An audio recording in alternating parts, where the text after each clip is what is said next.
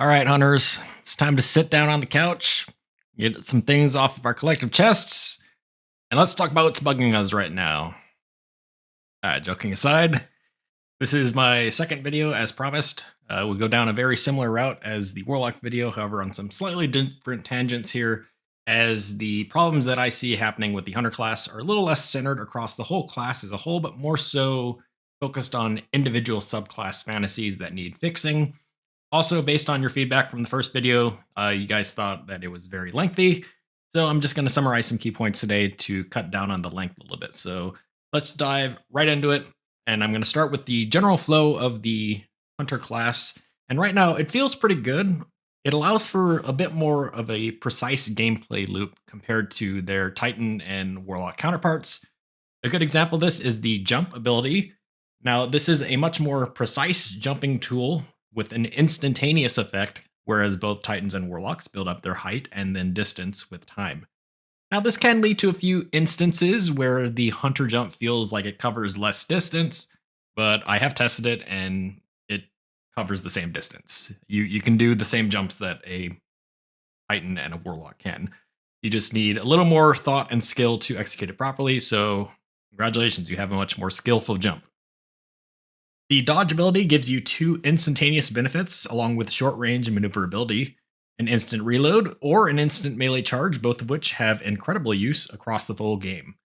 Movement wise, however, this is where I can definitely see some of your complaints coming into the mix, as the Hunter class lacks both the ground speed of the Titan and the air speed of the Warlock, and this is something I do agree should be looked at in the future, either through subclass effects, new exotics, buffs to existing exotics, or just a general change to the Hunter class as a whole.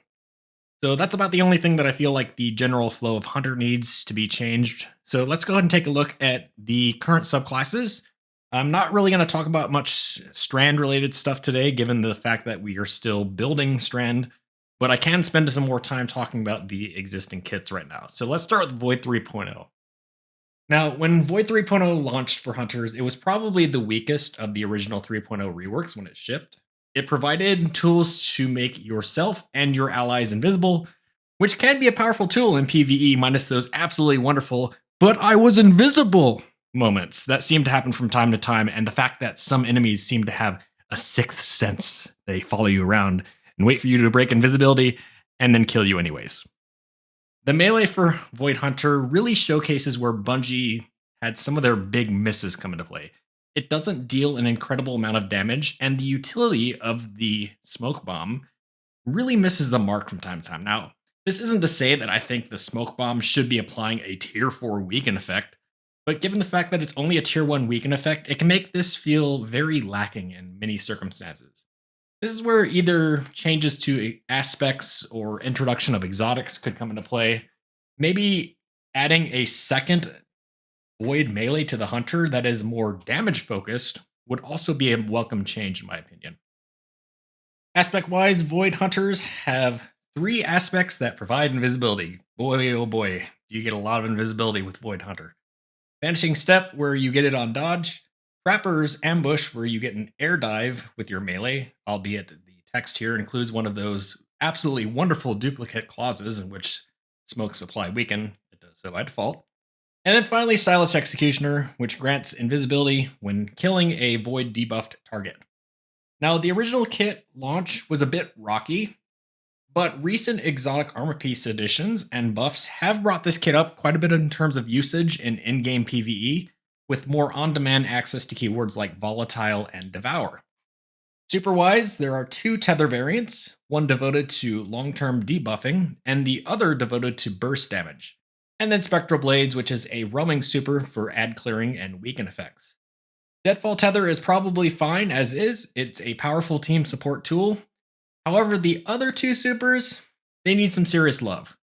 Now, my own personal testing with Movius Quiver shows each tether dealing about 4,300 damage on a Lost Sector boss on the first pull, and then after debuffing it, the second pull dealt about 51,600. While you do get a third volley with Orpheus Rigs, this is a very pitiful number for what is supposed to be a damage super, falling well below almost every other super in the entire game. Spectral Blades as an ad clear super for trash mobs works alright, but the heavy attack for larger targets leaves much to be desired. And I feel this super, along with Movius Quiver, is where a lot of the focus changes should come into play.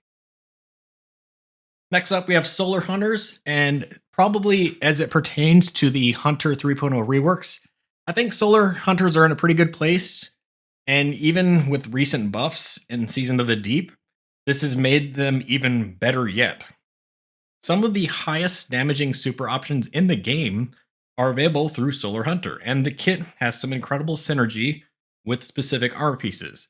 But my only gripe would be that Celestial Nighthawk should be making Golden Gun significantly more powerful than Star Eater scales, given that Celestial Nighthawk is supposed to focus on one super, while Star Eaters applies benefits to all supers. More on this a bit later.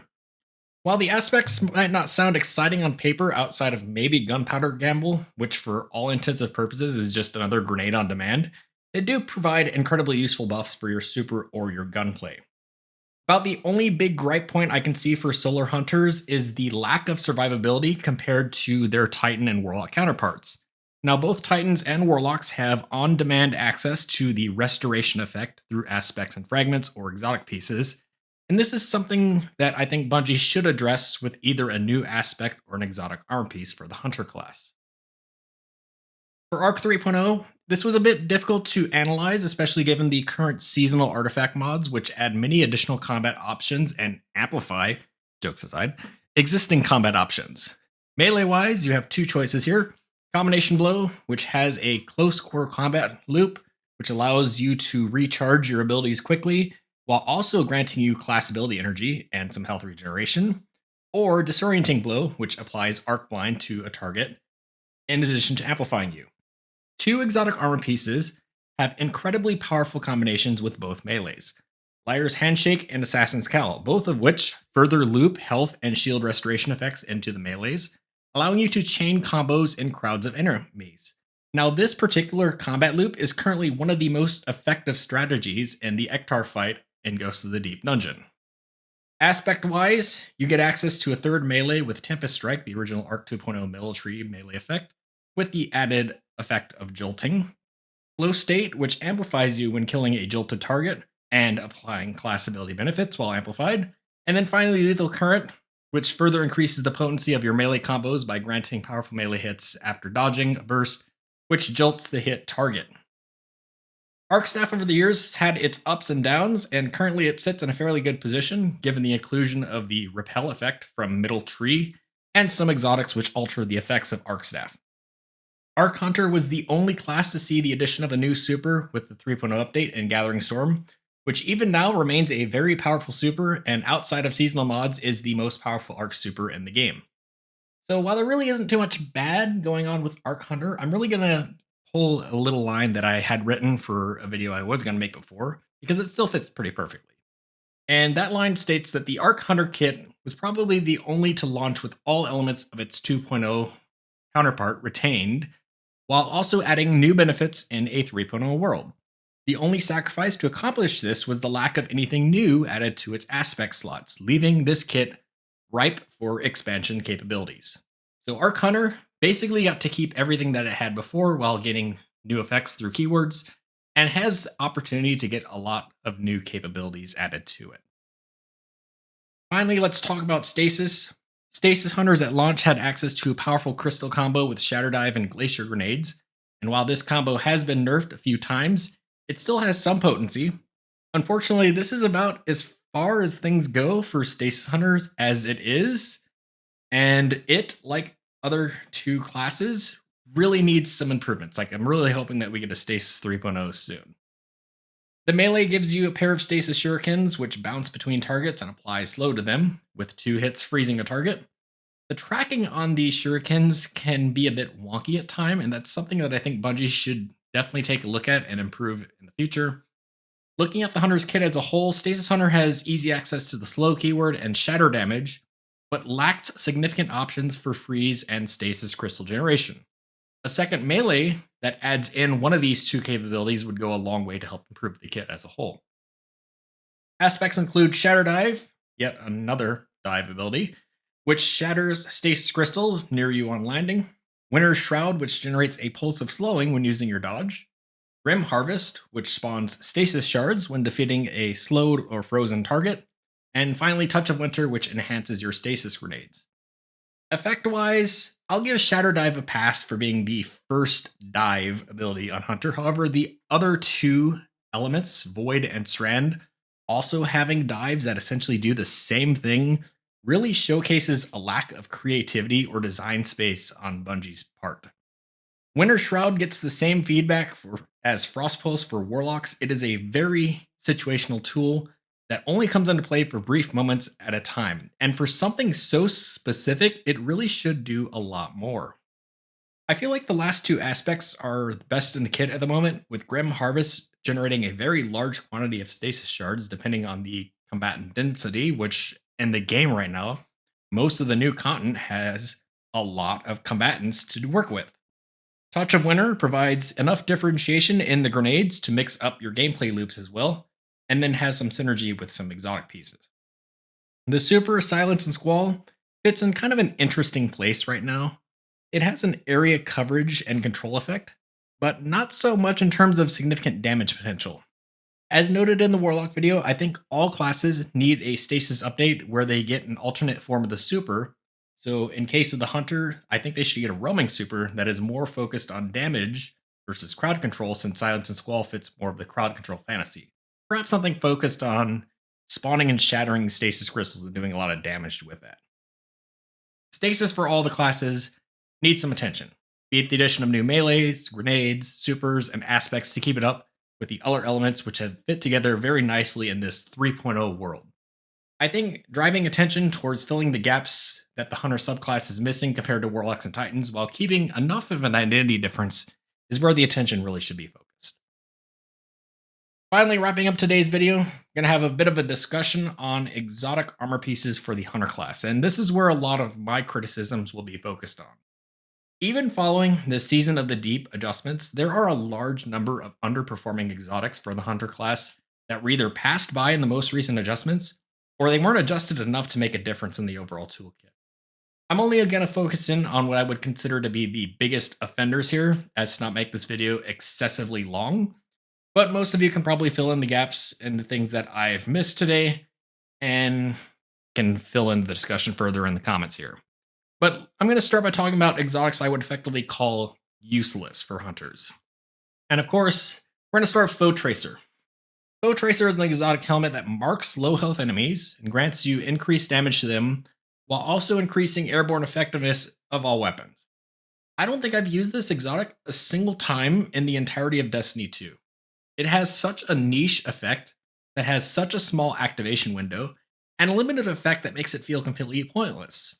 Sure, you can see marked enemies behind walls, but hey, guess what? You have a radar. So, cool. Sticking with helmets, a recent addition, Blight Ranger. Now, this was meant to offer you counterplay when reflecting projectiles with Arc Staff. However, this exotic has so few avenues of use and is outperformed by pretty much every other Arc Staff focused exotic in the game. This effect also bleeds into the territory of Raiju's Harness and Raiden Flux, both of which are substantially better choices for Arc Staff's functionality. This one needs a significant rehash or a complete rework. Capri Sting is next, an exotic focused on providing benefits to the Smoke Bomb melee by allowing you to detonate one when punching an enemy with a full charge, and grants you True Sight through it. Unfortunately, as I mentioned earlier, the Smoke Bomb melee is incredibly weak and does not offer much to begin with. This exotic really should have been the place to add in new effects to Smoke Bomb to improve the performance of it, or just to enhance Void Hunter melee in general. I feel like Void Hunter needs to get an enhanced melee option first, and then a complete rehash of Capri Sting to follow with it. Finally, the last exotic I would consider to be useless is Lucky Raspberry. Given the requirement of a full Arc Bolt chain of 4 hits to fully recharge the grenade, and random chances outside of this, all this exotic truthfully does is showcase a behavior that should be generic to the Arc Bolt grenade itself, and not just a small niche exotic effect. Only because the behavior modification here is so insignificant that it feels useless in almost every circumstance in the game.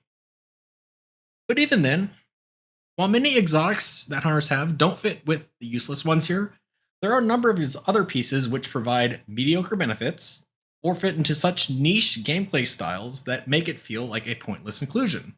These would be things like Knucklehead Radar, Mechaneer's Trick Sleeves, Oathkeeper, Triton Vice, and Gemini Jester. All these pieces provide very mediocre benefits or very small effects that don't really offer anything significant to the hunter class as a whole. There are also exotic pieces that have been nerfed in the past and now, as a result, feel completely useless, in which their previous unnerfed state was actually perfectly fine. Renewal Grasps. Anyone? Yeah, I mean, that cooldown adjustment is kind of ridiculous. There was nothing wrong with that slight damage resistance buff to begin with, and I think it should be unnerfed. Oh, and then did I mention there's an even bigger problem? There's a substantial number of hunter exotics, 10 to be precise, all which focus on benefits while dodging. Some of these exotics have effects which bleed into one another, causing one or both exotics to feel pointless based on a point of view of the player. So you could take a look at one dodge exotic and another dodge exotic and say, wow, I think this exotic's useless because this one does the same thing. There shouldn't be exotics that have a similar effect to one another in the game. I think Bungie should take a look at a bunch of these dodge exotics and start to differentiate their activation effects a bit. All in all, it boils down to a very similar problem with warlock exotics. A large number of pieces focus on incredibly specific playstyles, and more often than not, the benefits you earn from playing in this manner feel very insignificant outside of high-powered exotic pieces. Hunters specifically also have a more significant issue with Star Eater scales. Now, this exotic is a best-in-slot super exotic, and it completely dwarfs a bunch of these other super focused exotics that focus in on one super. Celestial Nighthawk, for example. Now, Celestial Nighthawk is altering your golden gun to give you one very high-powered shot. However, you can just get a Star Eater scales, buff it up to max, pop a 4x golden gun, very easy to do with all the orbs of power on the ground now, and you can deal a significantly larger number of damage points with a Star Eater scale golden gun compared to a single Celestial Nighthawk shot, which makes Celestial Nighthawk feel useless because of Star Eater scales. So a bunch of these other exotics are being dwarfed by Star Eater scales, and I don't think the answer is to nerf Star Eater scales. I think that Bungie really needs to go and take a look at a bunch of these other exotics and bring them up, power things up a bit more, make the game feel more fun. So to wrap things up, there are a very similar set of problems that exist for the Hunter class.